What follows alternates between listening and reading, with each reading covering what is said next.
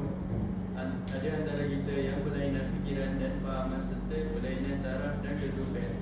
Tetapi hakikatnya tujuan dana maksud kita hanya sesuatu, iaitu kita hendak meninggikan dan memelihara maruah serta kesopanan bangsa kita. Kita berkehendak supaya tanah air dan bangsa kita terselamat dan kuat. Semuanya boleh kuat jika kita bersatu padu. Salam sejahtera saya ucapkan. Salam Malaysia Madani. Salam Melaka Maju Jaya. Rakyat bahagia mengambil dunia. Bijak laksana tua, berani laksana jebat. Nampak langit dicelah awan, bangau putih terbang tinggi. Kalau bukan kerana Tuhan, takkan kami berada di sini.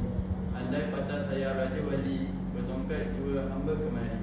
Bukan untuk mencari harta duniawi, tetapi untuk membawa anda bersama-sama menyelami dan memahami maudu bicara yang berbunyi hukum negara sebagai prinsip perpaduan demi kejayaan dan kestabilan rakyat.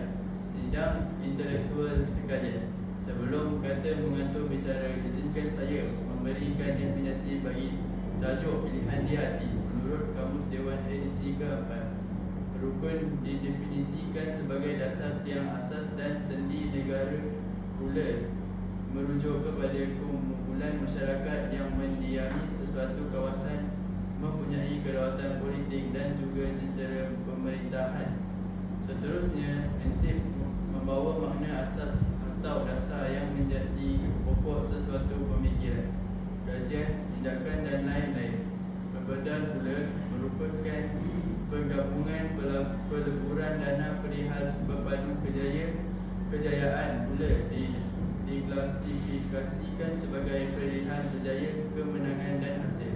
Manakala kestabilan boleh didefinisikan sebagai perihal atau keadaan stabil dan kemantapan. Akhir sekali, perkataan rakyat diartikan sebagai seluruh penduduk sesebuah negara. Hadirin sekalian, tuntasnya di sini, rukun negara haruslah diterapkan dalam jati diri seluruh rakyat di Malaysia demi menjamin negara yang stabil dan berjaya. Sidang intelektual sekalian, ayo kita teliti dan dalami satu persatu huraian bagi maudu bicara pada hari ini. Usul saya yang pertama berbunyi, rukun negara dimartabatkan pembangkit perpaduan rakyat. Di bawah lembayung kata ini, kita sedar bahawa apabila seluruh rakyat di Malaysia mendalami serta mematuhi segala undang-undang yang telah ditetapkan, sebaiknya maka perpaduan rakyat dapat diperkukuhkan dengan lebih lagi. Ahli falsafah undang-undang Romakus Tultis Cicero pernah menyatakan kebahagiaan sesebuah masyarakat itu bergantung kepada kepatuhan setiap individu terhadap undang-undang. Pernyataan beliau itu jelas menggambarkan hubungan sesama manusia tidak boleh berlaku dengan sempurna jika tiada peraturan dan undang-undang. Hal ini dapat dibuktikan dasar dengan kewujudan dasar perpaduan negara yang telah dilancarkan oleh mantan Perdana Menteri Malaysia yang ke-7 Tan Sri Muhyiddin Yassin Dasar perpaduan negara yang bersifat inklusif, jelas dan komprehensif sedikit sebanyak mampu membantu negara Malaysia dalam mencapai perpaduan yang lebih erat dalam kalangan seluruh masyarakat.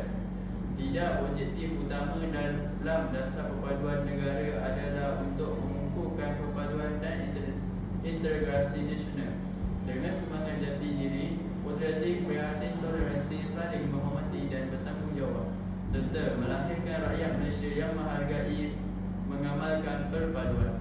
Tuntasnya di sini, hadirin sekalian, jelaslah bahawa kepatuhan rakyat terhadap undang-undang negara mampu membantu dalam memastikan kesetaraan dengan terjamin seperti perumpamaan serumpun bak siri sesusun bak siri.